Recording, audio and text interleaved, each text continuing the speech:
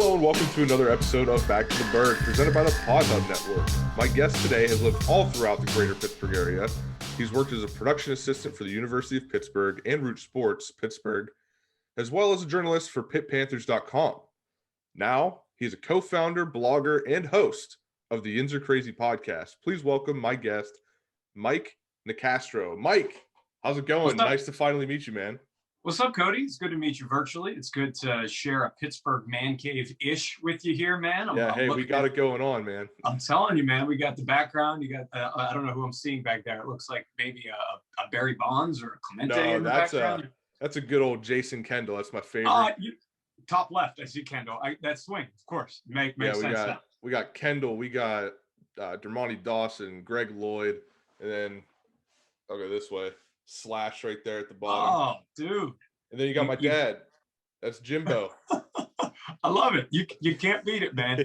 I'm now going to get shit if my dad watches this, because he's going to be like, you don't have me behind you. He's going to be like, you threw a Pirates ticket up and you put Sean Casey's face and a terrible tout, but you couldn't put your own father.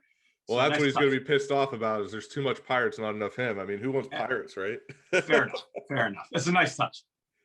Yeah, so nice to meet you. I've been listening to Yinzer Crazy for a couple of weeks now since you guys popped up on my radar, and I'm glad we got connected through the Pittsburgh Creators Discord that we have now.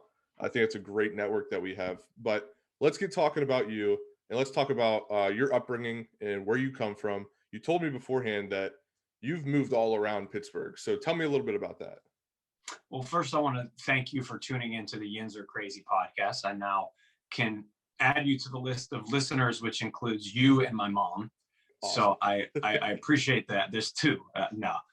So that's really cool stuff. But yeah, I appreciate you having me on for sure. I love Pittsburgh, man. I mean, we were shooting the stuff prior to jumping on this call, but you certainly developed some of that love by living in different sectors of the city and learning a lot about the culture of each and what makes each unique and significant. So I grew up in New Kensington, went to Valley High School, a small suburb, 30 miles, outside of the city. And of course, just grew up like any kind of normal Pittsburgh kid. If you're not falling in love with the black and gold at an early age, you're probably miscast a little bit. So, I was a big sports guy growing up. I was never the best athlete on the team, right? I was a decent baseball player, decent basketball player, but I knew I wanted to be around the sporting world because it had such a command on my heart and my mind. And so I figured content is the way to do it. Dude, I was probably in 4th or 5th grade sitting in New Kensington at my parents' house, just busting out the old blog spot websites, you know what I'm talking about? Like writing mock drafts, and jumping on the NFL draft forums. At like 11, 12 years old, I probably got 50, 60-year-olds who are bullshitting with an 11-year-old on there. As I'm telling them that Ronnie Brown and Cadillac Williams are my favorite running backs out of the draft class, or whatever it is in 2004, man. But just kind of grew up pretty typical, classic, life. Played baseball, at basketball, like I said, and then went to IUP. I'm not sure I mentioned that to you when we talked initially, but stayed relatively local. And at IUP is when I really developed my love for sports broadcasting and journalism. Shortly after graduating with a communications and journalism degree, I moved to the north side because I worked for, as you mentioned, formerly Root Sports, now AT&T Sports Pittsburgh, for a couple of years there, helping out in production and some script writing, some things that I thought were really cool. And I got to live on the north side when I did that. So, dude, I was walking to Pirates games, walking to Steelers games. Walking to Tequila Cowboy. I mean, walking to TC when this is when it just opened up, man. So, which was a blessing in disguise because it's not a good thing to drive home from that place. Absolutely. So I was able to ride the bull at Tequila Cowboy and walk home, albeit a little shaky. But dude, I had the roof where I would go outside and be able to catch post-game Zambelli Pirates fireworks from my rooftop. You couldn't beat it. The north side was a terrific place. And so that's kind of was the early upbringing for me, man, was the growing up in New Ken with my dad, classic household experience, falling in love with sports, going to IUP for broadcasting, and then was super fortunate, obviously, to get a position at such a cool place at formerly Root Sports Pittsburgh right out of college. Yeah, no, I love that studio they have over there. I got the chance. I was lucky enough to tour it when I was in college. Yeah. Um, it was a place I wanted to work, but never really got the in. So let's rewind a little bit and we'll talk about growing up. And you mentioned, if you didn't grow up loving the black and gold, you were kind of an outcast. Did you ever deal with like classmates that were like that? Dude, big time. Oh yeah, Yeah. it was me. That's why I turned into loving the black and gold. So I was a dude in like maybe 6th, 7th grade who was like, I want to be different, and I was like, I want to, everybody's into the the Steelers right now. Your boy Slash, who you got behind you, and honestly, I probably saw a cool jersey or something like that, and I was like, I love the Eagles. I was a big Donovan McNabb fan. Watched him in Syracuse. And I bought his jersey. I had a Freddie Mitchell jersey, Fred X, my guy. But I just wanted to be different for a year for whatever reason. And then I had that happen. What you literally just alluded to was people were like, what the hell is wrong with you, man? Like, this is the one thing we have in Pittsburgh that we can hang our hats on.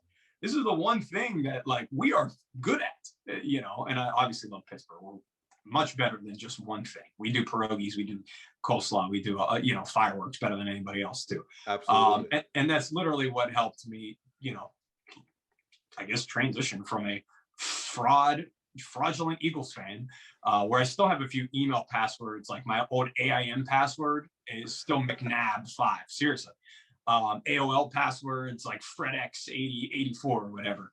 But that's honestly what helped me transition into a Steelers fan. It was just, dude, it's Pittsburgh. It's the camaraderie. It's about being able to go to a Buccos game with your boys. And, at that age, I was sitting back and enjoying some nachos and watching whoever it would be, Sean Casey, who was behind my back, yep. At first base, and guys like Todd Ritchie, throwing the first pitch. But yeah, of course, man, if you didn't bleed black and gold, I know it's so damn cliche to say, we say it all the time, but if you didn't, you truly felt like you were an outcast. And, this world in 2021 is very much about inclusivity, and I'm all about that. I think it's important, whether you like Philadelphia cheesesteaks or whether you like Permani sandwiches, that we acknowledge that they're good in their own right. But at the same time, if you bleed black and gold, if you live in Pittsburgh and don't bleed black and gold, you're probably going to be spending a little more time in like detention than you would be if it were the other. So yeah, man, that's how as humans, we're always impacted by our peers. Whatever our friends are doing, whatever the cool thing the older group is doing in 10th grade, we want to do.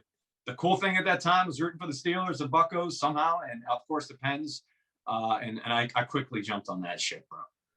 Yeah, it's safe to say that you went through your phase in grade school, high school. Most people, they take an emo phase. Unfortunately, you took a worse turn and took an Eagles phase. Well, dude, I had the emo phase with it. It was an emoguls phase. It was like I'm mixing Donovan McNabb with every day listening to Fall Out Boy and My Chemical Romance, and come on, man, like that was a combination right there in 7th grade. Awesome. Of all that good stuff. That's hilarious. Yeah, no, I think the worst experience I ever had was in high school. There's this one kid. It's worse than being an Eagles fan. He was a Capitals fan. Oh, and we were like, seriously, dude? You gave him some shit. Yeah. Oh yeah. Sure. Oh yeah.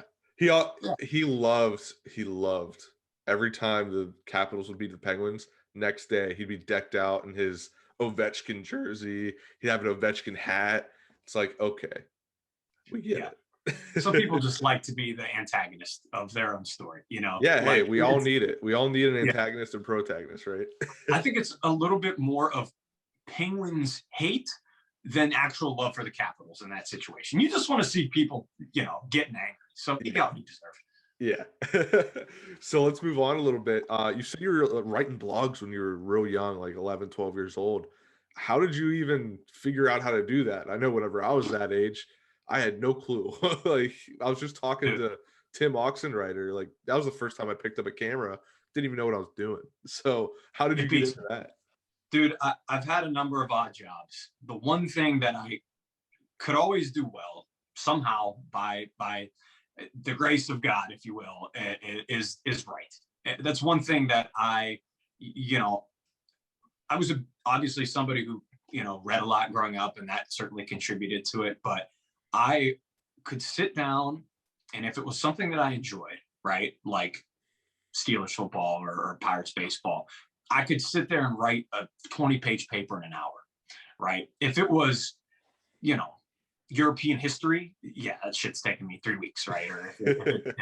But dude, I'm telling you, I know we were talking off air a little more about like old AIM screen names and things like that, and I want to say that that's where it started. I wanted to have a cool bio. You remember the bio in AIM? Yeah.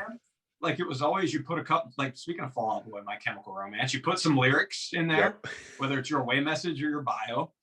And then you wanted to have some type of underlining, even though you're 13 years old and you don't have a resume, you want to make it look pretty cool. So I would go in there and I would say, hey, check out my NFL draft blog spot. Once again, probably just my mom would check it out occasionally and be like, sick, Mike, good job. Nice work. But I would go in there and do full player profiles at like the age of 13. And this is before YouTube, right? So I wasn't watching tape of these guys. I would catch a random Texas game, right? And be like, oh, Vince Young looks pretty good to me, has the tools.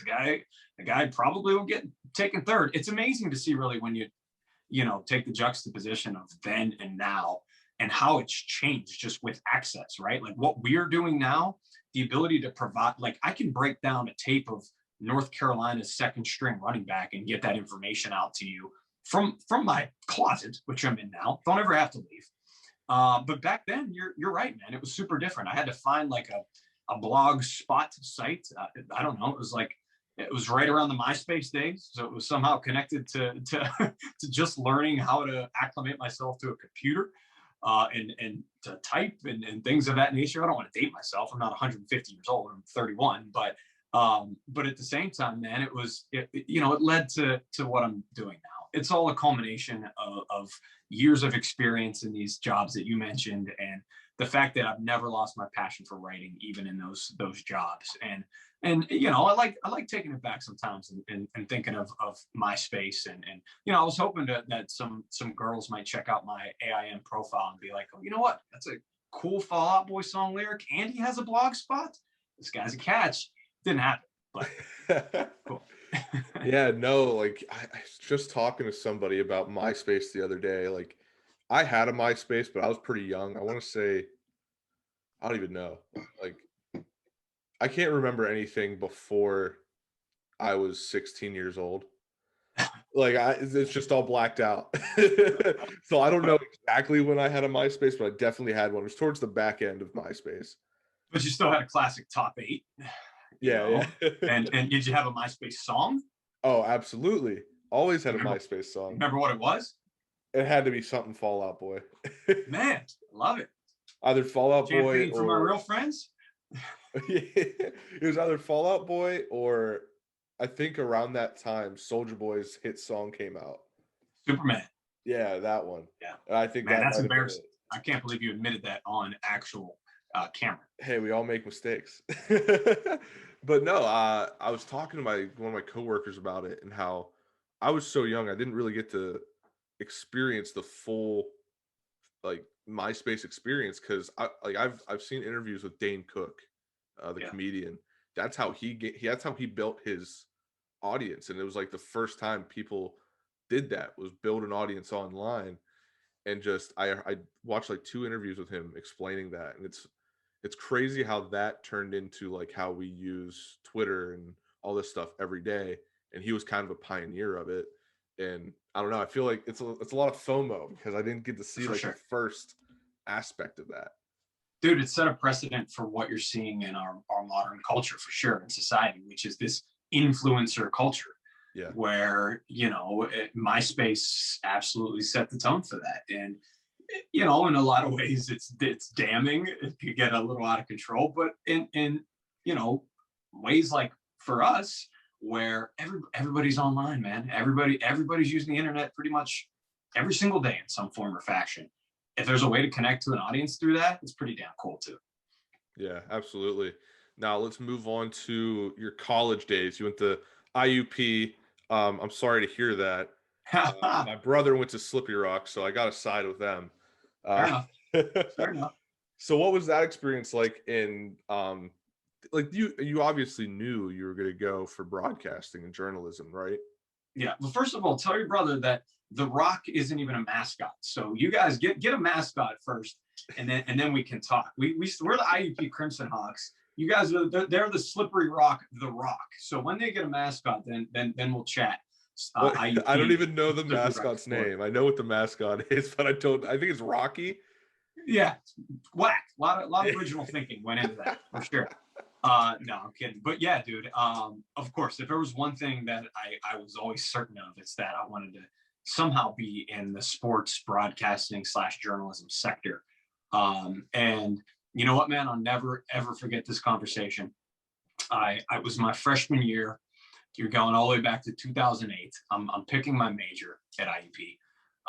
And I'll make a long story short because I don't want to bore all the folks out there. But I'm dead set on journalism. It's not even like a question. I had been, like I said, writing for 4 years on just bored at home after school, right? And so I was going to pursue that. And somebody came up to me. It was an adult. I don't remember specifically who it was. And they gave me some shitty advice. They were like, Mike, are you kidding me? The newspaper industry is going to be dead in like 2 years. They were like, print media is gone forever. Journalism is a dying industry. Switch your major. You are an idiot. And I'm 18 years old. So I was like, I'm going to listen to this adult. You know, this makes a lot of sense. And it wasn't a major switch that I made. I still minored in journalism, but I switched to broadcasting, communications media. And obviously, lo and behold, you flash forward to 2021, and print media is still very alive because of the digital aspect with it. But that was something that this guy didn't have foresight, I should say, on his side. But I went to IUP. I immediately got involved, which if anybody's listening to this show and happens to be heading to college in the near future, that would always be my number one piece of advice. Get involved in extracurricular activities outside of the classroom. For me, and I don't want to, I don't want to talk smack on class, but what was more important was the sports show that I joined, made lifelong friends, sports radio show that I joined, all these extracurricular activities that really helped me get to where I'm at now, which is being able to call some awesome athletes and have an awesome podcast and talk to guys like you. But I joined a sports show early on. And then before you know it, I was the play-by-play voice of both the football team and basketball team. And I absolutely peaked in college. There's no question about it because I had a call of an IUP basketball game. I don't know if anybody out there would remember it, but it was featured on SportsCenter's Top 10 Plays. So I had my voice heard around the world nationally because I did one of the classic, I think it was Steve Levy who was hosting that SportsCenter episode, and he, they cut the audio and you hear my voice come on and you see a cool IUP dunk. So I knew at that moment at like 20 years old that my sports career would never reach a mountain like this. So it was funny because my boys used to give me a lot of shit. They were like, Mike, how does it feel to peak at 20 years old? But I know they were just jealous. But that was super cool, man. I probably called over 100 games total in my college career. You talk about some frontline, literally occupational experience. It's one thing that I was able to take into jobs right after school and say, hey, listen, you want to bring on an intern, you want to bring on a production assistant, I've done it all. I thank IUP, a school obviously that can get a ton of crap sometimes, but they were able to offer me that experience, and that was invaluable for sure. Yeah, I wanna backtrack a little bit about, or I guess it's not backtracking, but you said getting involved with extracurriculars and all that. Yeah. That's something that I did early on. I mean, my experience was, I had the dream of going pro, more as my parents wanted to see me play football for one more year. So I played football for a year, and I got a late start into all the extracurricular stuff, and it was kind of hard for me to. Well, it actually wasn't. I I try to be humble, but sometimes it's like it wasn't hard.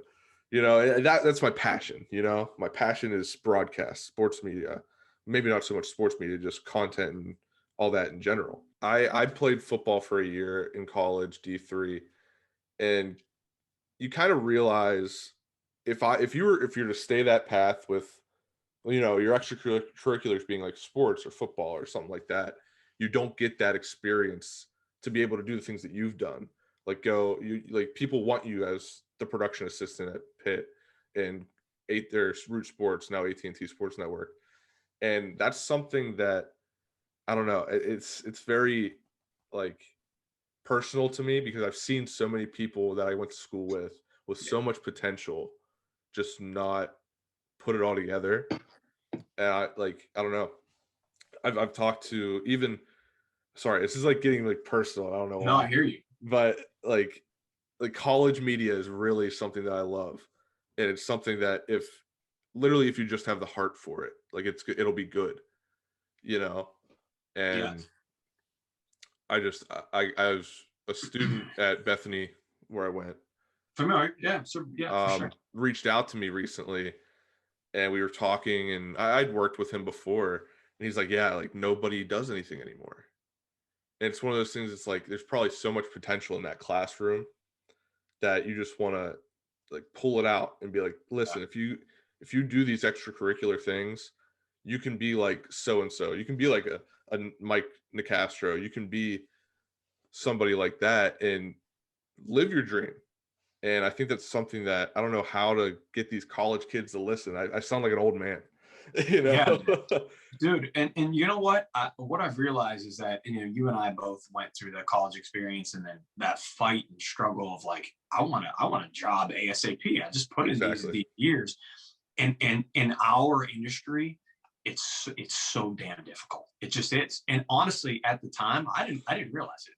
And I strayed away from it for some years because I didn't have that patience necessarily. I didn't have the patience to say, oh, I'm going to work for as a production assistant in West Virginia for 5 years, and then hopefully I can be an anchor on ESPN. I was like, come on now, I called 100 college games. I'm ready for this, but you know, my brain at 22 is a lot different than it is now at 31, and I realized that there was probably a lot more time that was missed that I should have put in. But it all goes back to your point, man. It doesn't have to be um, a structured extracurricular like program. Like I said, pick up a pen and pencil and write for a blog. Do an internship for Cody, or do an internship for Mike. An internship where you write a little bit, and you can go to a future jobs, you know, a job employment opportunity, and say, hey, listen, I talked to Mike over at Yinzer Crazy and was able to write a couple articles for him and get some real life experience. And, you know, and I would probably vouch for that person if they did that. So there's other opportunities than just literally figuratively than just literally physically, I should say, being on campus, right? And doing these programs, especially while we're still kind of in the midst of a pandemic. But Yeah.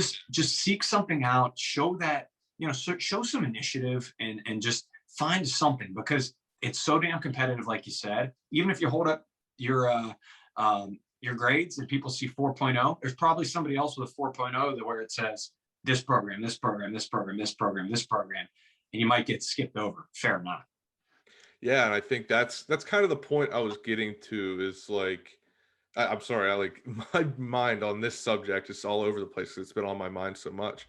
But I went into it like, okay, I'm gonna get a degree and I can just go get a job. Like that's how I went into it. But I also had passion behind that. So I was just doing these projects just to do the projects. Yeah. It wasn't Yeah. like as an 18, 19, 20 year old, I wasn't like, oh, this pregame show that I'm producing isn't good. Like I didn't think that was gonna get me a job anywhere. Meanwhile, like people look at that stuff and like the 100%. initiative you took to make that. And you know, you meet people, especially in your own program, you know, they're like, oh yeah, I'm gonna get my degree, and then I'm gonna go work for ESPN and be an anchor on ESPN. And then they don't put in the extra work. And it's like not everybody like gets that. I didn't even get it. Like I just said, like I didn't get that, but I still did the extra work just because I loved it so much, you know. I hear you. It's a good life lesson. It really is for everybody out there to hear it. And you're not, you know, you're not a crappy person if you don't do that extra No, work, no. right? And I get it. Everybody has lives outside of school. Going to college is an accomplishment in itself. But if you want a leg up, I'm somebody who is reviewing resumes all the time now, right? We're lucky enough over at yinzercrazy.com and Yinzer Crazy podcast that now I have about 6 or 7 writers on staff, and I have a graphic design intern as well. So I'm constantly browsing through resumes, and it's a matter of fact. If I see somebody that has a little more experience in the field, I mean, who am I going to call, right? Am I going to call the person with a resume that just says 3.0 in communications, or am I going to call the resume I'll probably call the resume that said 2.5 in communications, but they were a producer for a show for 3 years in college, right? Like you were, or something of that nature. That's just the truth of it. I'm not here to tell you don't focus on your grades. If you hand in a bad report card and your parents are like, well, but Mike on Back to the Burgh said I should get a 2.5 and focus on these other things. No, get your damn grades up. That's not what I'm saying. But I'm stressing the importance of, I'm literally telling you, as somebody that looks through resumes, I want the person who has the experience, and so do all the other big time jobs, like you mentioned, ESPN, CBS Sports, wherever the hell it may be. Yeah, and then another thing I want to dig deeper into is the advice that you had gotten saying you shouldn't get into print media. It's just kind of a funny story because I remember my dad, he was like, okay, what do you want to go to school for? I told him, I said, I want to go for broadcasting and like all this stuff. And he's like, well, how much do they make?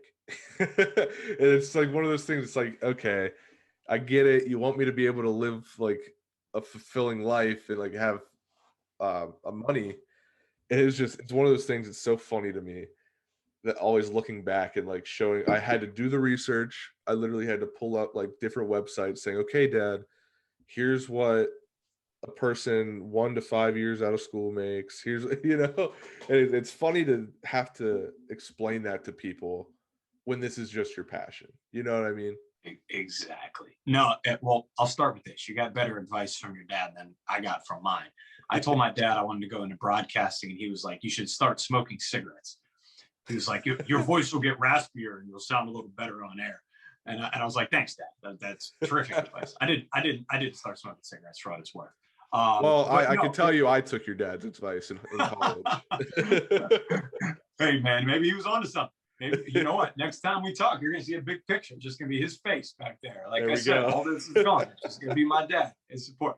No, but to your point, man, it's as somebody who this past decade has fought just that, right? I was in the corporate world. I was doing some awesome nonprofit work. We all have to do what we have to do. We have our 9 to 5s.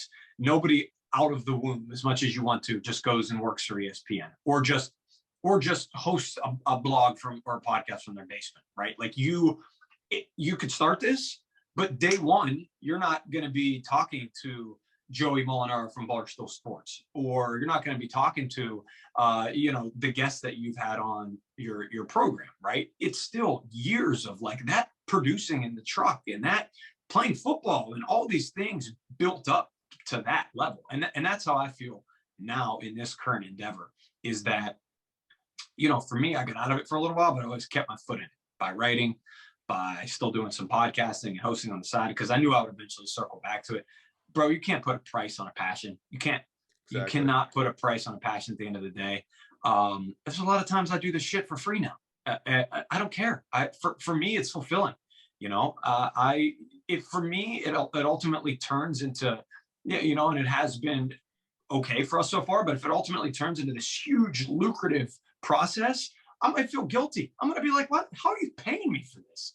This is like equivalent to me sitting back on the couch with a beer watching March Madness. This is what I love to do. That's so. Just to add a note, like that's what I find so relatable with like Pat McAfee and the Pat McAfee show. Every day on his show, he goes, "I don't know why you're watching this stuff. Sucks." 100%. Because he knows it's like it's just me and my friends talking about sports, and just so happens to be this big multi-million-dollar thing that we have going on. And I think that's so awesome and that's the thing I think we all strive for in this industry, being independent and stuff like that. We're just trying, we're doing it for the passion. And if one day someone's like, hey, we want to sign you on to a 4-year deal with this network and pay you for what you're doing. That's when I think that's when you get your I guess vindication, I guess is the word. And that's when you know like all this hard work has paid off. 100%. Yeah, absolutely. And like I said, man, I'm right now I'm full-time Yinzer Crazy, which is, it's a blessing and a curse, obviously, because it's a shit ton of work. But I'm telling you, I enjoy it so much where I have days I'll sit down at 8 a.m. I'll look up at the clock, it'll be 6 p.m. And I'm like, I didn't work today. Yeah. You know, I engaged on Twitter. I interviewed a Pittsburgh Pirate. I wrote an article on a draft prospect. That's what I would do outside of work. When I got off of work, if I had a few hours to kill, I would go check my dynasty fantasy team, and you know, if I wanted to, maybe go on Twitter and rant about how I think Kenyon Drake has sucked for me this past year or something like that, you know. And now I'll do that for 10 hours straight, and it doesn't feel like work all the time. People say that's the goal in life, right? Like you want to feel like your work is just a part of your life. Like it's not this addition, this extra stress, this extra, you know, kind of forced thing that you have to do. And so, dude, it's a really strange dynamic altogether. But like you said, the overall, you know, the point, the bottom line, as they say, is that you can't put a price on your passion. If somebody tells you, like they told me, whether it be the dude who when I walked into IUP and said, don't get out of print journalism is, you know, take it behind the barn and shoot it, bad advice, or no offense to your pops who looked at you and was like, the money, you know, you got to do what you got to, what you love. You got to do what you love. That's it. Yeah, absolutely. I'm glad we've made this transition into the professional world now. And I want to talk mostly about Yinzer Crazy and just everything that's gone into it, because obviously it's your baby and I want to put a spotlight on it. So when exactly did it start? When did you say, all right, I'm doing this? Well, so late 2019, my boy and I, and who I'll get to, decide that, so I'm living in Mount Washington at the time, and we're both working full-time jobs. I was working as a sports director at the YMCA at the time, so I still found a way to hang in sports, like I said, while blogging for some sites and whatnot. And my boy Jordan, who's my co-founder on this, it has a normal 9 to 5, but also had built up a bit of some equity in Pittsburgh from being a musician for a handful of years, and you know, has the Instagram followers and things of that nature. But he's my best friend since like kindergarten, man. We grew up in New Kensington together, literally went to kindergarten together right down the street from where I lived. And we just kind of looked at each other probably the same way you looked inside yourself recently when you started this, and we were like, our dream has always been to just start a sports podcast or website. Let's just freaking give it a shot. Let's see what happens, you know? If not, we're having fun doing it. So we started in late 2019, and like I said, we're both working at the time. So honestly, at that point, it's just a fun little side project, right?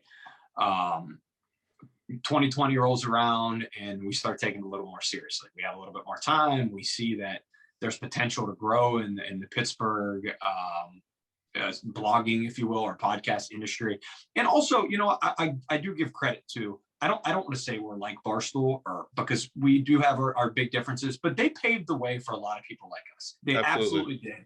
The more relatable sports talk, because when we started our art section, we were still like, what's out there, man? It's the Post-Gazette, it's the Trib, it's the Fan, where you listen to 95% of commercials if you got time. Let's bring the people something a little more fun, right? We don't have to maybe go to the extremes Barstool does, and we don't have to have, you know, Call Me Daddy type show.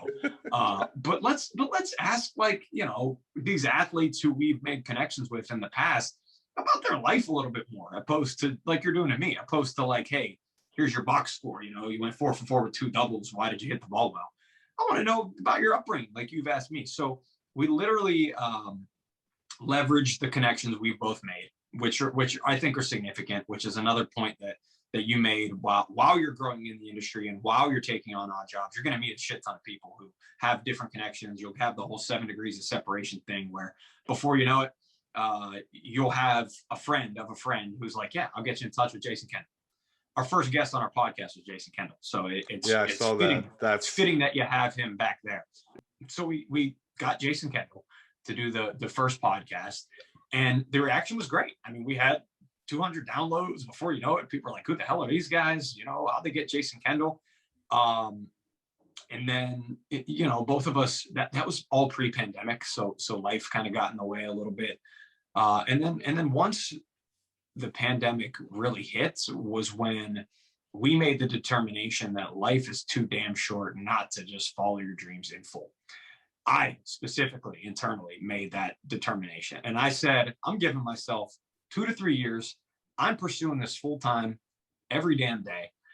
If nothing comes of it, I don't care, because I can say I did it. Mm-hmm. I won't have this lurking feeling or, monster on my shoulder 10 years from now. It's like, Mike, yeah, you had a shot to pursue this. Why didn't you pursue this full time? And it's really turned into something that's just been so badass for us. It's so much fun.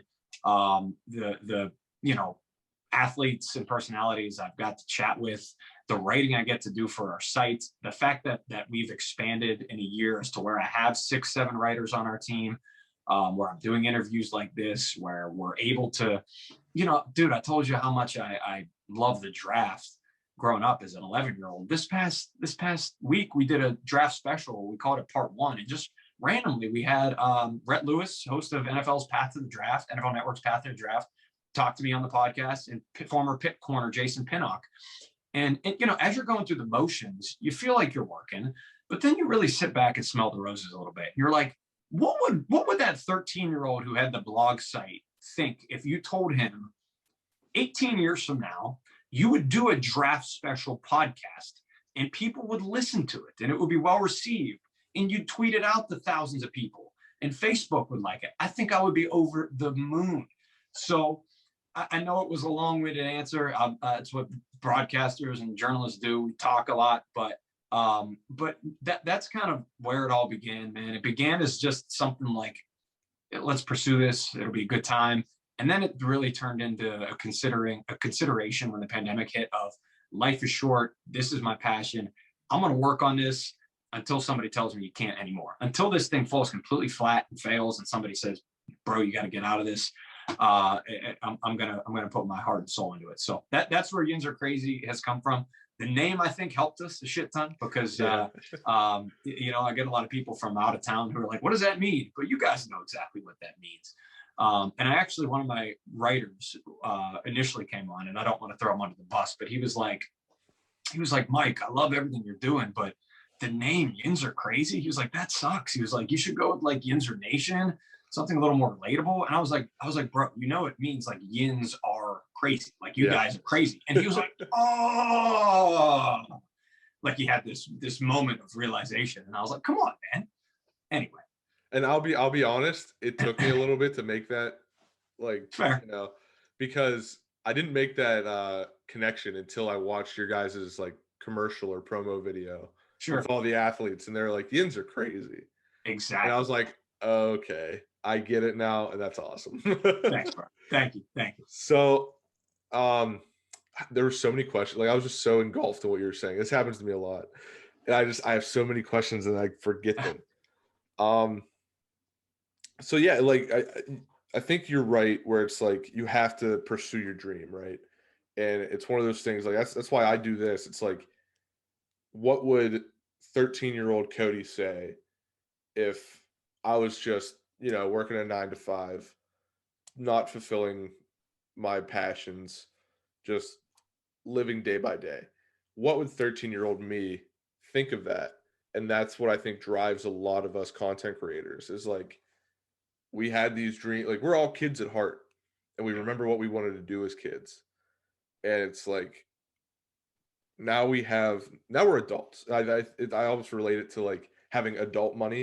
It's like, now I have adult time, I can do what I want with my time. So it's like, what would you rather do with your time? Sit around and do nothing or fulfill a childhood dream? For sure. Yeah. And listen, I don't want to just dust off the fact that, once again, I feel like a lot of individuals out there who have the same dreams we do might just be sitting there and saying, oh shit, look at these guys. I'm quitting my job and I'm doing this. Well, listen, like, you got to be logical and realistic about these things, right? Like, I was fortunate enough to have worked a really long time in full-time jobs, and that gave me the opportunity to pursue this at a full-time level for now, right? And so I don't want to mislead anybody, Cody, and be like, yeah, everybody out there who's got a dream, quit your damn job. Find a way to stay in touch with your job, with make some income. That's something that's obviously critical. You need it to live. Find a way to keep your foot in the door. A hobby. Everybody's got some type of hobby outside of their work to keep them busy, to keep their mind fresh. People will look at that when you apply for jobs, and they'll say, that's really cool that you blogged for Yinzer Crazy for a year. Like, how did you get that gig? Even if you're working on it, once or twice a week for writing an article. But like I said, I don't want to make this seem like, I obviously understand that and aware that I'm in a very fortuitous position that I'm able to right now do this full time. That might not be the case for everybody. I don't want to trip you guys up and say, if you're 24 years old, I'm quitting my job, I want to be a blogger. That's how I felt a lot of days at 24. I had to work for 13 years, and now at 31 to be able to sit back and say, okay, I got to pay my rent. I got to feed myself. I got to do these things, but I can still, I worked, I created these opportunities. This wasn't just, I got a computer and pulled up some YouTube videos and decide I want to start a channel. So that's really important to keep in mind. I'm not trying to nail anybody's dream, but it's I'm quite literally the example you just described. I'm a 24-year-old who has a full-time job. Yeah. But I'm also doing this on the side. It's like you have to make it work. And we talked previously before we got on the air here of how I had an opportunity, and I said it was the guy bit off a little more than he could chew. But in reality, it's like I had to make an adult decision. So that's what comes with this, right? Is like, are you going to drop everything to work a job with less job security than you already have? And it's like, I think that's what you're getting at, right? Is like, you have to make sure you can live, Yeah. But at the same time, find a way to hone in on your passion. Exactly. So now let's get into your co-host, your best friend, I assume. It seems like it from how you talk about him, Jordan York, the music sensation around the Burgh. Tell us about him. He's a guy, people have talked to me about him. I mean, not being like strictly from Pittsburgh, I don't have that much of a insight on who he is. I've seen his songs, I've seen his music videos, but tell us more about Jordan York. He's an important dude to me. There's no question about it. He is a dude that I've known since like I said, kindergarten. And he's a guy that is somebody that hustles literally harder than anybody I've ever met in my entire life. And I know neutral observers or onlookers might look at his music videos like anybody in the world, right, that has a platform, and be like, what the hell, this guy trying to rap, or this guy trying to host a sports show, what's he doing next? This guy's all over the place. The hardest working kid I've ever met in my entire life, and I mean that genuinely.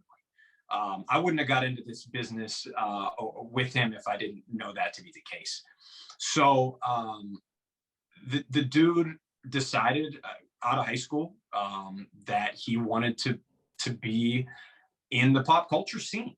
And you know what? He worked his butt off doing music for a little while, and that got him a following. It got him doing shows at like the Hard Rock Cafe, opening up for a lot of cool individuals that I've had the opportunity to meet through him, and it made him a million connections, right? So he was able to then meet guys because he would be at events with them, whether it be a Bud Dupree who he's met, or Cole Tucker. You'll see photos if you go on his Instagram of plenty of dudes that he's just got to meet through this work and passion. So I think he's a perfect example of somebody that, like we do, if we look at much bigger celebrities, right? Maybe say a soldier boy who you threw out there. Yeah. You look at him and you might be like, this dude, like, where the hell did this soldier boy come from? Like, who is it soldier boy's business to throw out a song doing a stupid dance and then make millions of dollars? But I guarantee there was some serious hustle that you don't see, a ton of hustle that you don't see. And so Jordan and I right now, we call it miscellaneous grinding, man. That's what we're doing every day for a ton of hours. You don't see it. And then you might say to yourself, or you call your buddy, Yinzer Crazy. They just talked to Max Talbot, Rocky Blyer, Jason Kendall, Levon Kirkland all in the same month. These guys are lucky. These guys are, how the heck? You're not seeing the hours. You're not seeing the miscellaneous grinding that I just mentioned. And a lot of it too is the hustle that we built up for 10 years, right? That's all equity. From age 18 to age 30, all this work that you talked about, being a PA somewhere, being a writer somewhere for 4 weeks, I worked at game day marketing for the Pittsburgh Steelers for a year, something I didn't even touch on. Just the people I've met in the industry allowed me to get to this point as to where I can consider myself a journalist or a broadcaster or a podcast host. And I would say the same thing about Jordan, man. He's somebody that years of blood, sweat, and tears, as they say. You don't wake up and have 31,000 followers on Instagram. He's not that good looking. He would tell you, like he's not a supermodel. He's not an influencer. He doesn't have a six pack or anything. Like he's a normal freaking dude. And all of those years of hustling helped him get there. Him and I, saw it in each other because we grew up together and we lived this dream together. So now it's been really cool to bring it to this platform, which is sports media. Yeah, it's really awesome to have someone like that in your corner. I know I've found quite a few people that I can lean on for help or advice, or they'll just straight up make something for me. Sometimes I don't ask, sometimes I beg, Sure, man. But it's nice to have someone like that in your corner and be able to do it with them. And in your case, to be able to grow up with that person. It's a very special thing. Like the one example I can give is I had John Burkett on this podcast early on. Yeah. And he's like, the way I got him on was through a family friend who's been his best friend since they were in grade school. And I had them both on, and they're just it was hilarious just to see their relationship and how it hasn't changed for the 40, 50 years that they've been friends. Yeah. And I see that in you and Jordan, and I think it's going to be great. And I can't wait to see where you guys go with Yinzer Crazy, man. Thanks, man. It's been a serious blessing for sure. That like I said, a lot of people aren't able to do it on this scale. I don't take it for granted. It's important to take time and stop and smell the roses, whether it's 5 minutes of work that you did on a blog site or 8 months of hosting, right, or podcasting. Or you got to take some time and say, like we said earlier, man, the theme of this convo, which we'll leave me with, is how would 13-year-old Cody feel? How would 13-year-old Mike feel if I told you that on Sunday afternoon you and I were shooting the shit about sports media in Pittsburgh? Like, pretty darn cool. Yeah, absolutely. Hey, it was awesome to have you on. One thing though, and I hope I get to talk to Jordan at one point, but yeah, I gotta say his Pittsburgh, the classic Pittsburgh song that he has, the name is just, I'm missing it right now. I don't know why. It's a very good song. Just the Pittsburgh song. The Pittsburgh song. You know it. Yeah. Song. The one thing that I gotta say, the one critique, not enough mention of Icy Light or Iron City. Fair. It's a fair critique. A lot of Hines, a lot of Berninis, and I get it; those are great. But I am a big Icy Light guy, and I need the love out there. So I'll hit you with an old-fashioned teaser, like we like to do here in this business, and that we have a new Jordan York song on the horizon, and it is aptly titled Yinzer Crazy. So I can't promise anything because I'm going to leave it out there for the teaser, but maybe you'll get an Icy Light reference in that song. Oh, so there we go. You never know, but it's a fair critique. And, you found a way to fit, like you said, the Bridges, Fred Rogers, some movie references in there. but I use it sometimes in the podcast. If nobody has heard it, take a listen to one of our recent podcasts. You'll probably hear a sliver of that Pittsburgh song that I use, and then you can go check out Jordan on YouTube when you get a chance. Yeah, absolutely. And everyone, make sure you go to yinzercrazy.com. Check out Mike's stuff. Check out Jordan's stuff. They're doing awesome stuff. I'll have links in the description. And yeah, thanks again for coming on. Mike Nicastro from yinzercrazy.com. Thanks for coming on, man. Thanks, buddy. Shout out to your dad back there. Yep. I'm getting mine up. It's coming. It's coming next, man. Hell I yeah. appreciate that. Thanks, man.